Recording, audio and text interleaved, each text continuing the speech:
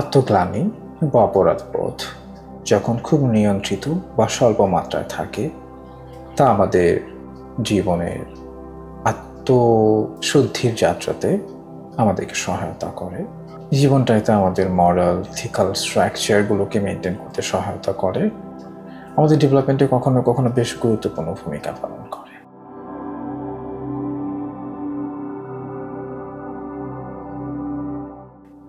কিন্তু যখন গিল্ট, অপরাধবোধ ভীষণ রকম লার্জ স্কেলে বা প্রচণ্ড রকম ধ্বংসাত্মক লেভেলে থাকে, সেটা কখনো কখনো কিন্তু আত্মবিনাশের ক্ষেত্রে ভীষণ রকম গুরুত্বপূর্ণ ভূমিকা পালন করে।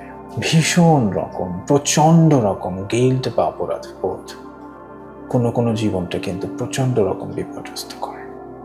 তো আমরা সেই একটি অপরাধবোধের আত্মকথন বা একটা গল্প নিয়ে আজকে আমরা কথা বলছি।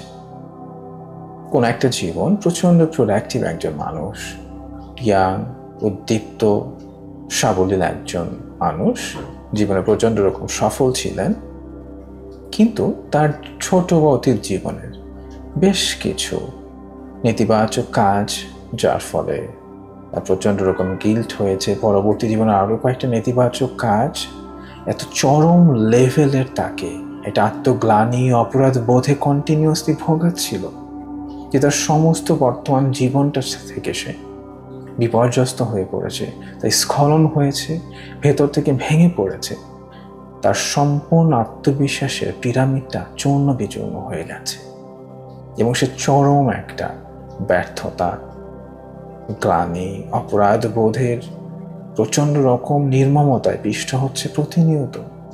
সে পিষ্ট হয়েই সে একটা বিপর্যস্ত জীবনযাপন করছে, যেই জীবনটাতে কোনোই সফলতা নাই, কোনো উচ্ছ্বাস নেই। গ্লানিতে তার জীবনটা ওই স্টিম রোলারে প্রতিনিয়ত চূর্ণ বিচূর্ণ হচ্ছে, নিজের কাজগুলোকে কোনোভাবেই ক্ষমা করতে পারছে না।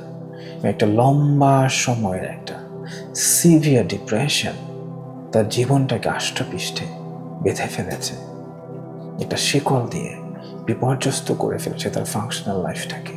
তার সম্পর্কগুলো কন্টিনিউয়াসলি নষ্ট হয়ে যাচ্ছে। ভীষণ রকম অপরাধ বোধে ভেতর থেকে কুড়ি করে প্রতিনিয়ত প্রত্যেকটা মুহূর্তে সে মারা যাচ্ছে।